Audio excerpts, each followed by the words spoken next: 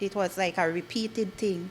Every weekend they would be there arguing and fighting for like hours. Every Sunday morning, because normally Sunday at home, every Sunday morning, that will wake me up, the arguments. You know, because since we had the room situated, that the arguments in the room, I'd get up to that. A history of domestic abuse, verbal and physical, may have been the reason behind a deadly encounter in the new site area of Dangriga on Sunday morning.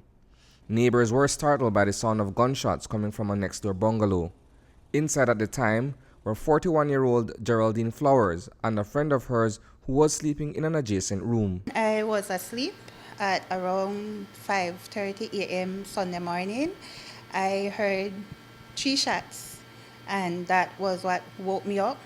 And I lie down back to sleep, and shortly after I heard 4 more shots. So I got up, opened my window, and I saw a green vehicle outside of my neighbor's yard, and the vehicle sped off. And then when I looked over to the house, I saw the burglar bar door open. A phone call was immediately placed to the police station, while another neighbor ventured towards the property to find out what had just taken place. My son come outside to look just around the house to see if he see anything.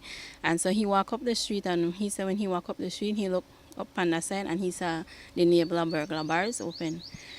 And he come back to the house running, and he said, call the police. He said, cause somebody they holler for help out of the house. According to Flowers' neighbors, Dangriga police were prompt in their response. Within 5 minutes time, they responded, and when they got there, they entered the yard. Well, I saw from my house that they entered the yard, and when they entered the yard, it was at that point that they found a young man by the doorway bleeding, and they later entered the house itself, and they found the young lady. I heard that she was lying down on the bed, face down, apparently dead. Inside the residence at the time of the attack was 36-year-old Samuel Reid, a resident of Belize City who was reportedly visiting. Investigators say he was viciously stabbed by Flowers' former boyfriend, who has since been identified as Rodwell Arzu. News 5 understands that Arzu was allowed entry into the house, after which he got into an altercation with Flowers, and that's when the shooting began. A struggle then later ensued between Arzu and Reid inside the living room, at which point Arzu got hold of a knife and inflicted multiple injuries to Reid's body. Neighbors say that Flowers recently moved to Dangriga and that, for the most part, she kept to herself. I don't really know her to talk to. That just hi and bye, morning, good evening, you know, because she recently moved. I can't really tell her how long, recently moving in the neighborhood, so I never somebody what I have a conversation with, but just neighborly, hi and good morning, and that's it. I don't really know anything about her. All I could say that she moved into the neighborhood around like 6 or 7 months ago, and she basically kept to herself. We never spoke, we never said hi, anything like that. It was just, as far as I know, she just lived next door to me. Can you say if, to the best of your knowledge, there was a history of any kind of violence or any altercations that took place there?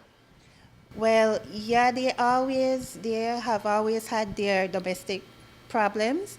Last week, Monday, like before daylight, 2 o'clock in the morning, they were fighting from there. No, that was what woke me up again, because they were fighting, and shortly after the fight, he left, and I didn't see him at the house for the entire week until I saw the vehicle outside on Sunday morning. Police are looking for 38-year-old Rodwell Arzu, a resident of Independence Village.